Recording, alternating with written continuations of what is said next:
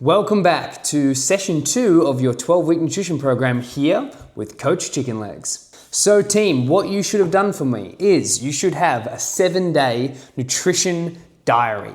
Everything that you ate and everything that you drank all down on paper or on your phone or in your book or whatever it be.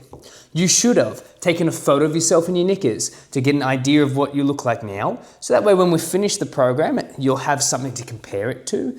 We should have a tape measurement of either something that we're trying to lose mass around or something we're trying to gain mass around. You should have filled out your questionnaires so we have a better understanding of where we're at. The picture of your hand should have been finished as well. So now you know what your closest 5 priorities are. And if nutrition and fitness isn't on one of those fingers, right now is not the time for you to do this program. So this week we get to look into the science of stuff. The first step on your journey. We're going to learn about water and how it affects the body today. We're going to look at how non-intentional movement affects our body, NEAT training. And we're also going to look at stuff like what kind of body shape and type you are and what does that matter and how does that affect how you might have to structure your nutrition. So we're going to have a look at our water consumption. Most of us probably aren't drinking enough water. Water is the main substance within our body that allows for most things to happen. It's the medium for metabolic reaction, which means that all of your chemical reactions that happen in your body, the binding and breaking of cells happens in water and sometimes needs water for that to occur. Breaking down fats and building up proteins all happen in the medium of water. Your cells contain intercellular and extracellular fluids that are mainly water, which is where most of your chemical reactions will occur. If you are 1% holistically dehydrated, so from head to toe you're 1% dehydrated, your performance will drop around about 10%. So if you had a 100 kilo squat, you now have a 90 kilo squat if you're 1% dehydrated. And as that number increases, if you were 5% dehydrated holistically, we'd start be looking at heat stroke issues. And if you were 10% dehydrated holistically, you might find that you're ending up in the hospital or more likely the ground. If you want to lose weight or gain muscle, it's really important to make sure that you're drinking enough water in a day. So most people will aim to drink about 3 liters depending on your size. You will probably get about 1 liter from your foods. We lose anywhere between 500 and 700 milliliters of water a day just breathing and talking. So what we're going to try to do is we're going to try to increase our water intake. I want to try to get you up to about 3 liters a day, depending on your size. For some people, 3 liters a day isn't much of a challenge. You might already find that you drink a lot of water. And for others, drinking 3 liters a day might seem really difficult. You might only be drinking 1 liter a day and find it challenging to ingest more than that. If you fall into the category where it's hard to ingest water and you don't feel like you're drinking a lot a day, we're not going to ask you to drink 3 liters straight off the bat. What you're going to do is find whatever the liter amount you're drinking is, because we're going to document it this week, and we're going to increase it by either 2 cups of water drunk in that day or about 200 milliliters. That way, every week as you go, we're going to keep trying to trend your water up and up and up and up until we eventually get you to 3 liters. You might already be there, or it might take you a little bit of time to build up the tolerance to be able to drink 3 liters a day. So team, we're going to have a look at how water behaves with muscle in the body. Okay, I want you to think about this bucket and this sponge being your muscle for the sponge and your body for the water. If I was to drop this sponge in this empty container and start shifting and moving it around, the sponge starts to tear and will break. So if my muscle's in a body that's dehydrated and it itself is dry, if I ask it to perform quick movements, I might tear the actual tissue itself.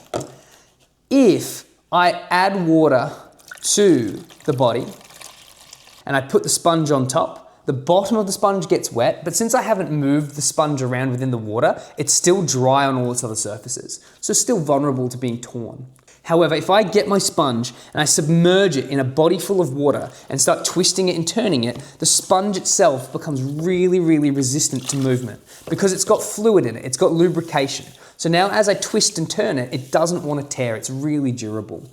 This is a big metaphor for how our body may work. So if we're dehydrated with no water, there's no water in our bucket, then muscles may tear easily. If we drink a lot of water but we don't introduce movements, we still may be vulnerable to some muscle damage.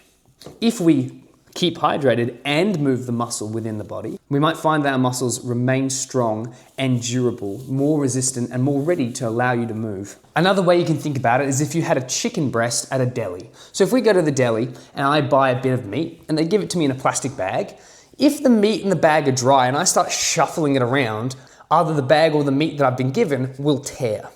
However, if the meat or the bag is lubricated and I start shifting around the bag, the muscle should slide around quite comfortably. So the next thing we're going to talk about is your NEAT, your non-exercise activity thermogenesis. And what does that mean? It just basically means movements that you're doing outside of deliberate exercise. So when I go to the gym, that is intentional exercise. So that does not fall under my category of NEAT. However, if I'm a teacher and I find myself walking around a lot in the classroom, that's an exercise I'm doing that I didn't intend to be exercise. So something like your steps falls into this category of NEAT training. As you're going to go this week, you're going to track how many steps you're doing without intention. So we're going to track your NEAT. So you might find that you are a tradesman and you do upwards of 20,000 steps a day. You might find that you're an office worker and you do somewhere below 3,000 steps a day. It doesn't matter, we're just gaining information. When we're talking about your non-exercise activity thermogenesis, your NEAT, we're always trying to aim to get you between 8,000 and 10,000 steps roughly in a day.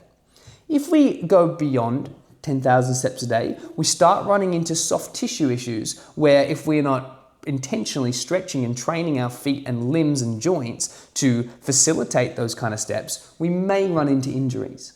If we find we're getting less than 8,000 steps a day, we may find that we're going to start running into issues with being too stagnant. So we might run into lower back issues from sitting too much. We might find that it's harder to shift weight because we're not engaging in enough movement. So the magic kind of number is 8,000 to 10,000. We're always aiming for that space. If you're doing more than, we can always introduce recovery programs to make sure you're not going to get injured or overworked. If you're doing less than, we can start introducing programs to help get you up in those steps. If you can get your water up to 3 liters and your steps up to between 8,000 and 10,000 steps a day, you'll find that if you're trying to lose weight, you'll quite quickly start shifting that weight off. Those two things are already massively important. Again, without the water, it's hard to shift the weight anyway. It's hard to do the metabolism and it's hard to do the actual chemical side of stuff anyway. And the steps will allow us to make sure we're hitting certain calorie burning metrics throughout the week as well. So, steps and water are key. Massively important, and that's going to be our main focus for this week as far as some of the things we're going to track. Now, people fall into 3 categories of morphs or body types. You have ectomorphic people, mesomorphic people, and endomorphic people. Now, what does that mean? Well, think of an ectomorphic person as a soccer player, think of a mesomorphic person as an AFL player, and think of an endomorphic person as a rugby player. For those people who don't live in Australia, this could be a runner, this could be a hockey player, and this could be a power lifter. So the soccer player or the runner are quite lean. You might see them eating large amounts of calories and they never really seem to put on weight. Everyone usually has a friend like this who looks like they're eating all the time, but they never manage to put any kilos on. So they find often that it's easy for them to shift and lose weight, but on the other side of the coin, they might really struggle to gain weight. So if they're trying to do a season where they're trying to increase their muscle mass, they're going to have a lot more trouble than perhaps someone further on this end of the scale. An endomorphic person, like a big rugby player or a power lifter, they can put on mass incredibly quickly. They might do 8 weeks of squats and all of a sudden they need a whole new set of pants because their legs have already grown to such extent. They are people who can put on mass. However, when it goes to losing weight, it's really challenging. They might think of a bit of bread and put on a kilo. So really challenging for them. So their biggest hurdle will be when they want to lose weight, they have to be very strict or have to be a little bit more conscious with their diet. A mesomorphic person gets the benefits of both worlds, but to neither extreme. So yeah, they can put a bit of weight on. So the AFL player or the hockey player can put on a little bit of weight to get a bit more muscular, but they will never get as big as the endomorphic person. They can also lose a bit of weight, but they're never going to get as slender as a soccer player or a runner, an ectomorphic person. They kind of sit in the happy middle.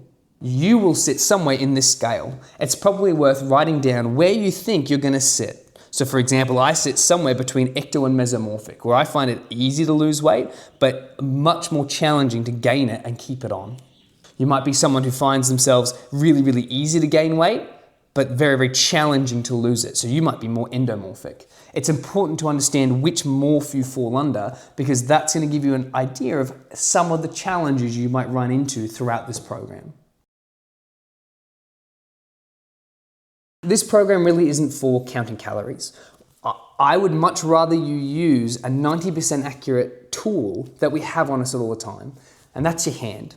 I'm not a fan of weighing stuff on the scales. I think for me it takes too long, and I don't want to be too obsessed with the nutrition. I just want to make quick decisions with my best intentions in mind. And because of that, we use our hands to determine portions. Why is using the hand so relevant? Because if you're a bigger person, you will have a bigger hand relative to you. And if you're a smaller person, you will have a smaller hand relative to you.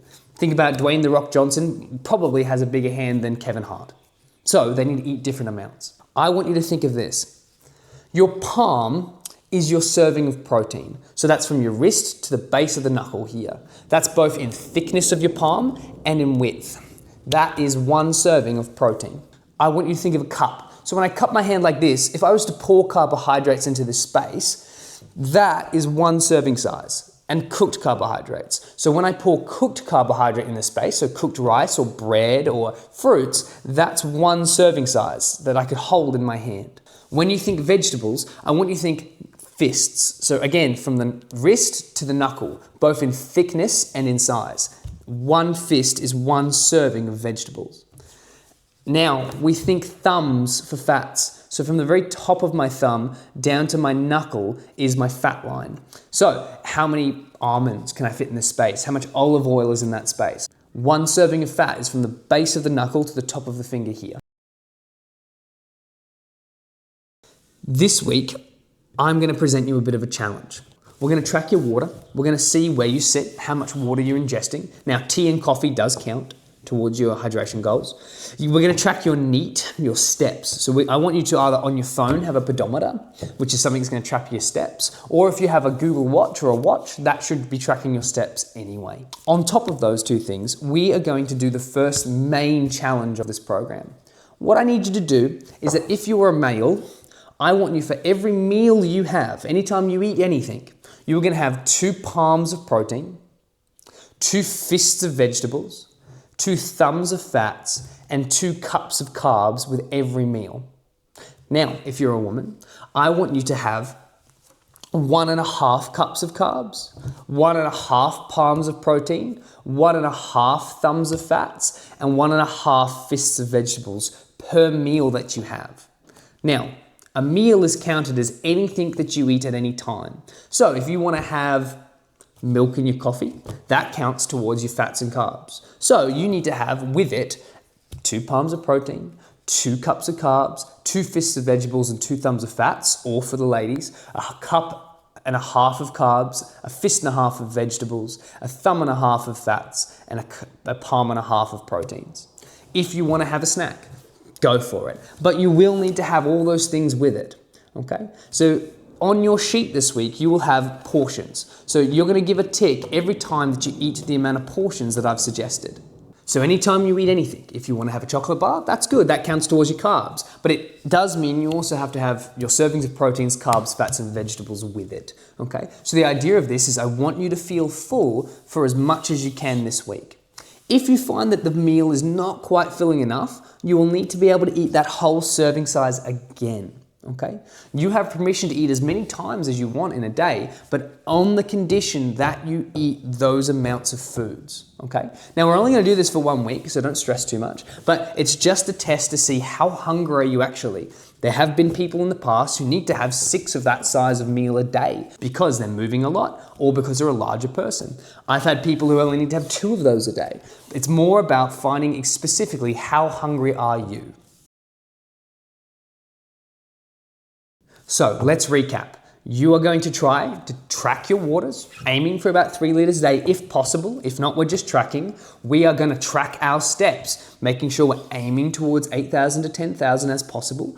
I want you to write down on your sheet, your weekly sheet that you're going to get if you feel you're ectomorphic, mesomorphic, endomorphic.